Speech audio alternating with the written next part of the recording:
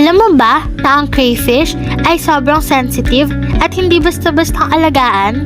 Hindi sila humihinga tulad ng tao, nabibihig ang gamit.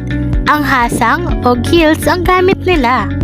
Kaya kahit konting insecticide o chemical sa paligid, delikado si crayfish.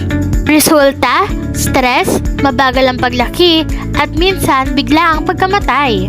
Hindi sila humihinga tulad ng tao o isda, kayang lumaki sa loob ng gills hanggang 6 months. Ang isang babaeng crayfish kayang magdala ng 200 hanggang 800 fertilized eggs. At hindi sila maarte sa pagkain.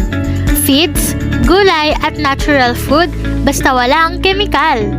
Pero tandaan, kulang sa pagkain at taguan, maaaring kainin nila ang kapwa nila. Sa breeding, ideal lang isang lalaki sa 3 hanggang 4 na babae. Crayfish farming, hindi kailangan ng malaking lupa, pero may malaking potential. If you like this video, don't forget to like and follow us for more crayfish care tips!